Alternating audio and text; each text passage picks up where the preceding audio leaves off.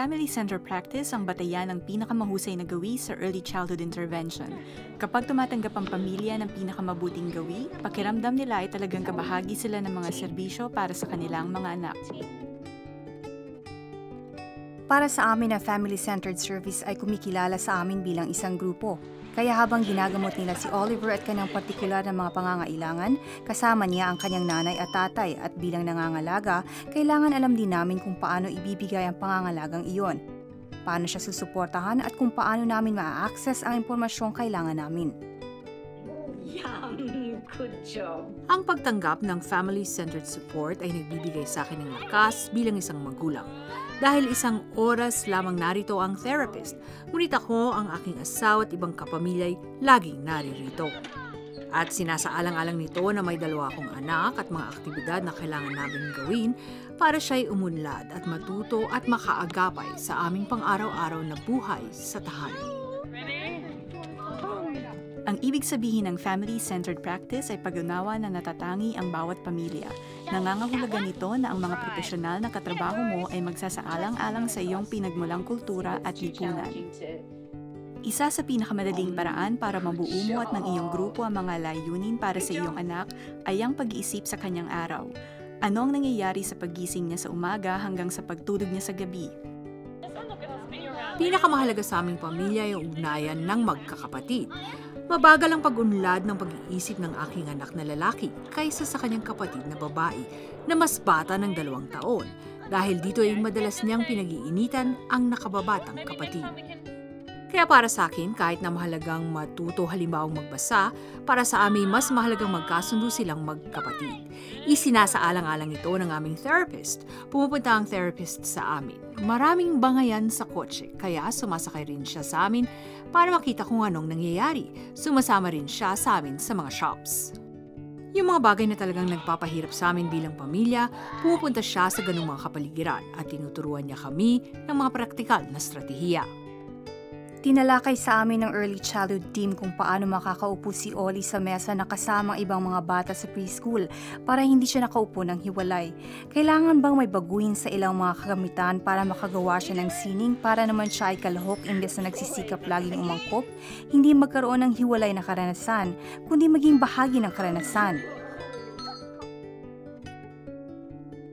Ang pagtutulungan na katuwang ang mga profesional ay maaaring nakakatakot para sa ilang pamilya, hindi dahil bago lang sila sa early childhood intervention, kundi dahil nagkatanggap na rin sila dati ng serbisyo na ekspertong ibinigay.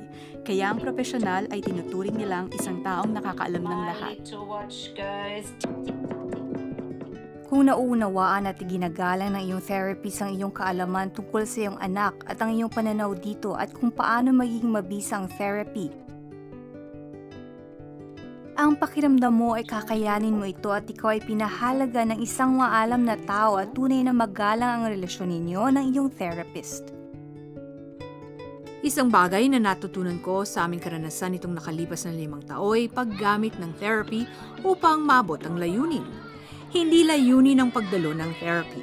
Isa sa pinakamagandang payo sa akin mula sa aming behavioral therapist. Sinabi niya sa akin na ang kanyang tungkulay unti-unting mawala sa eksena para hindi namin siya kailangan at patatagin ang aking kakayahan para di na ako aasa sa kanya o sa kanyang serbisyo.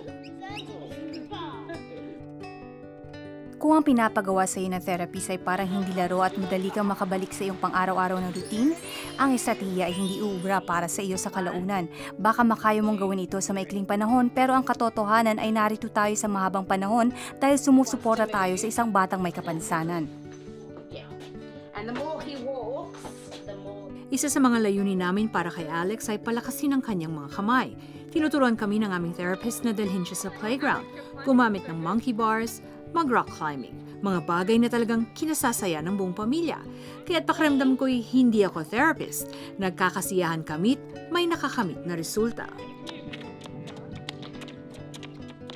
Marami sa iyong grupo ang nagtatrabaho ng hindi mo nakikita, kaya mahalaga na ipaalam nila sa iyo kung ano man ang ginagawa nila.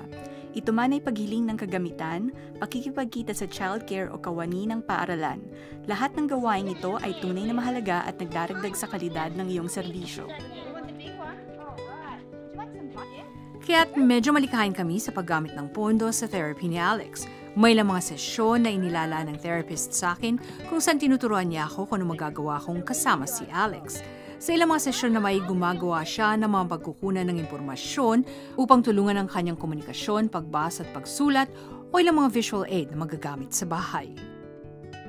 Batid ng early childhood intervention na ang mahalagang ugnayan para sa iyong anak ay ang kanyang kaugnayan sa iyo. Mahalaga na ang lahat ng ginagawa ng iyong serbisyo ay sumusuporta at nagpapalakas sa relasyong ito. Isa sa mga bagay mula sa early childhood intervention na sa palagay ko ay nakatulong ng husto ay ang pagturo sa akin ng mga therapist na magkaroon ng tiwala sa aking sarili at tiwala sa pagkakakilala ko kay Ollie at kung ano ang pinakamabuti para sa kanya at para sa amin bilang pamilya.